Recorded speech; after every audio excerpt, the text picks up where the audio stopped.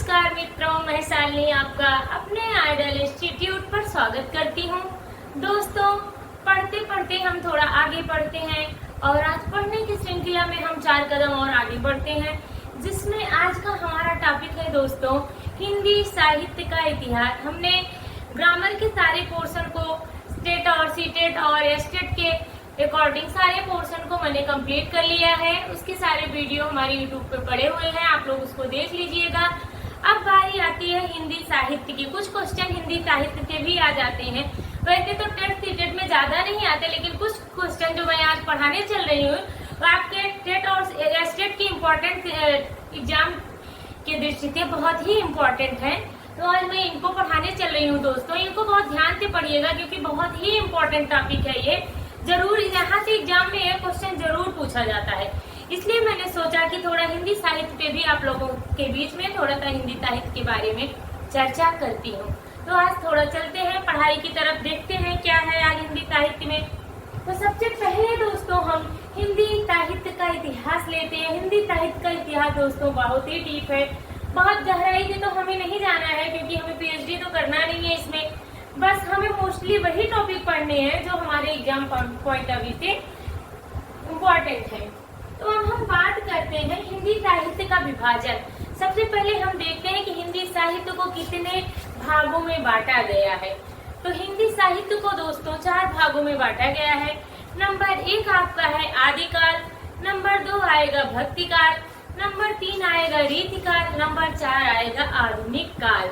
इन कालों का हम समय अनुसार विवरण देखते हैं।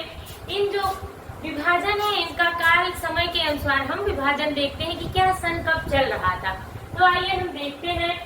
तो सबसे पहला आता है दोस्तों आदिकाल। आदिकाल का जो वर्ष है दोस्तों वो है हमारा 650 से 1350 तक। आदिकाल का समय 650 से 1350 तक है। दिन आता है दोस्तों भक्तिकाल। भक्तिकाल का समय है 1350 से 1650। दिन आता है रीतिकाल। रीतिकाल का समय है 1650 से 1850। दिन आता है आधुनिक काल। आधुनिक काल का समय है 1850 से अब तक। तो ये जो इतिहास का जो विभाजन है ये बहुत ही इम्पोर्टेंट है दोस्तों। इसकी जो तिथियां दी हुई है, जो डेट दी हुई है, इसका सन, ये ज्यादातर एग्जाम में पूछ लेता है कि 1650 से 1850 तक कौन सा विभाजन चल रहा था। रीतकाल चल रहा था, भक्ति काल चल रहा था, आधुनिक काल चल रहा था। तो इसलिए इस विभाजन को बहुत ध्यान पूर्वक आप लोग देख लीजिए और अपनी कॉपी में लिख लीजिए। देन दोस्तों हम बात करते हैं, जब हम विभाजन इसका कर लेते हैं तो बारी आती है आदिकाल की नामों की। आदिकाल का नामकरण बहुत ढेर सारे रचनाकार लेखक काल अपनी अपनी भाषा में अलग अलग नाम दिए हैं। तो उस समय के जो रचनाकार लेखक थे अपने हिसाब से अलग अलग नाम आदिकाल का दिए हैं। तो सबसे इम्पोर्टेंट टॉपिक है बच्चों आदिकाल के नाम लेखकों के अनुसार कौन सा लेखक कि आदिकाल को क्या कहा है, सबसे ज्यादा इम्पोर्टेंट है, इसलिए इसको बहुत ही ध्यान से पढ़ना आप लोग।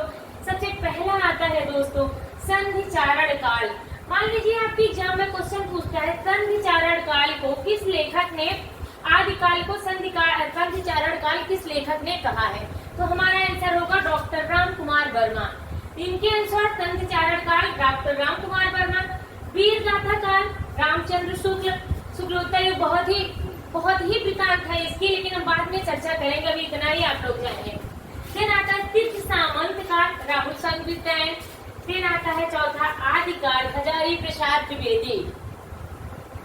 फिर आता है बीजपन काल महावीर प्रसाद द्विवेदी। देन आता है दोस्तों बीजपन काल। पूछेगा कि आदिकाल को बीजपन काल किस लेखक ने दिया है नाम। तो बीजपन काल ये बहुत ही इम्पोर्टेंट है। ज्यादातर अभी 2018-19 में जो आपका एस्टेट हुआ था ये क्वेश्चन उसमें आया हुआ था, तो ये बहुत इंपॉर्टेंट है। बीजपन काल किसने कहा है, महावीर प्रसाद द्विवेदी जी ने बीजपन काल नाम दिया है आदिकाल का। देन आता है प्रारंभिक काल। प्रारंभिक काल नाम किसने दिया है, डॉक्टर गणपत चंद्र गुप्त ने दिया है। देन आता है अंधकार काल, ये भी पूछा जाता है दोस्तों। अंधकार काल का नाम किसने दिया है, कमल कुलश्रेष्ठ ने दिया है। देन आता है संक्रमण काल, ये भी बहुत इंपॉर्टेंट है, इसका नाम दिया डॉक्टर राम खिलावन।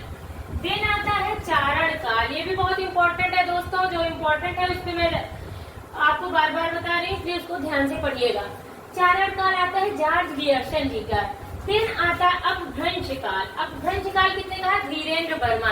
इस प्रकार दोस्तों सारे नाम हमारे कंप्लीट होते हैं कि आदिकाल को किस लेखक ने, किस राइटर ने किन किन नामों से संबोधित किया है। इस संबोधन को आप लोग विशेष रूप से याद रखिएगा। आदिकाल, भक्तिकाल, रीतिकाल, आधुनिक काल का समय याद रखिएगा और आदिकाल का किन किन नामों से नामकरण किया गया है इसको जरूर याद रखिएगा।